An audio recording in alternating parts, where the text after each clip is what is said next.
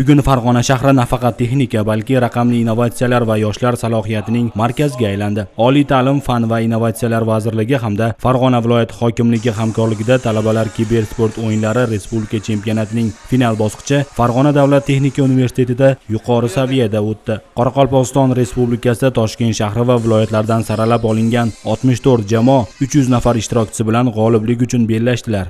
Farg'ona shahridagi Eko City amfiteatrida musobaqada yuqori natijalar ko'rsatib, g'oliblik va sovrinli o'rinlarni egallagan jamoalarni taqdirlash marosimi tantanali tarzda tashkil etildi. Tadbirda Farg'ona viloyat hokimi Xayrullo Bozorov hamda Oliy ta'lim, fan va innovatsiyalar vaziri o'rinbosari Sarvar Buzrukxonov g'oliblarni tabriklab, kibersport nafaqat raqamli o'yin, qolaversa, strategik fikrlash, texnik savodxonlikka xizmat qilishini ta'kidlab o'tdilar. Birinchi bosqich bu, ya'ni OTM bosqichi, ikkinchi bosqich bu hududiy bosqichlari har bitta hududimizda bo'lib o'tdi va 300 mingdan ko'proq talabalar qamrab olindi.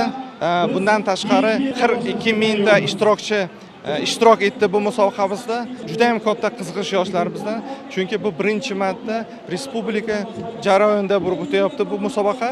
Kibersport yo'nalishi jamoaviy ishlashga, strategik fikrlashga katta imkoniyatlar ochib beradi. Dota 2 yo'nalishda Toshkent shahridagi Webster universiteti jamoasi g'oliblikni qo'lga kiritgan bo'lsa, Counter Strike 2 da Qoraqalpog'istondan kelgan kibersportchilar birinchi o'rinni olishdi.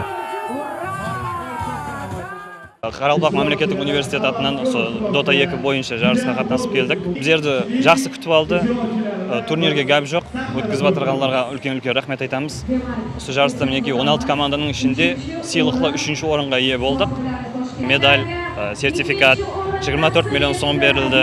Turnir o'tkazgan momentdan sразу ақшасын алдық-da, so'ng uchun ulkan rahmat aytamiz. Qoraqalpoq mamlakatlik universitetidan kelgan yoshlarning kayfiyati juda ham yaxshi bo'lib turibdi. Buған sebepchi Farg'onada biz yerda kutib olgan odamlar. Ular biz yerda qattiq yaxshi kutib oldi. Ulkan rahmatlarimni aytib qolaman. Farg'onada ketmagan bo'lar edim, agar janida shunday shanslar bo'lganda, shu yerda qolgan bo'lar edim. Agar janida jaryslar bo'lgan bo'lsa, albatta shu yerga kelaman. Turnir zo'r bo'ldi. Bizga yoqdi hammamizga. Farg'onaga birinchi marta kelish juda ham shahar yoqdi. Yarim final o'yinida juda ham yaqin o'yinda 2-1 shotda yutqizdi. Qoraqalpog'iston ular chempion bo'lishdi, lekin juda ham final darajadagi o'yin bo'ldi, yarim finalda. Hamma bizga yoqdi. Kibersportga juda ham ko'p e'tibor berilyapti. 2025-yildan beri har yili ko'payib kelyapti bizga e'tibor bizga. Shu kuni amfiteatr sahnasida minglab muxlislar ko'z o'ngida Just Dance, ya'ni digital raqs va virtual futbol bo'yicha final bahslari ham o'tkazildi. Just Dance'da qiziqarli his-hayajonga boy o'tgan finalda Toshkent viloyati jamoasi g'olib deb topildi. Men va Sakjana o'rtog'im biz birga Just Dance saralashdan o'tib, biz finalgacha chiqdik va bugun birinchi o'rinni oldik. Biz finalda Toshkent shahri bilan raqobatlashib, g'olib bo'ldik. Kayfiyatimiz a'lo darajada. Bizga 20 million pul mukofoti berishib va medal va kubok berishdi.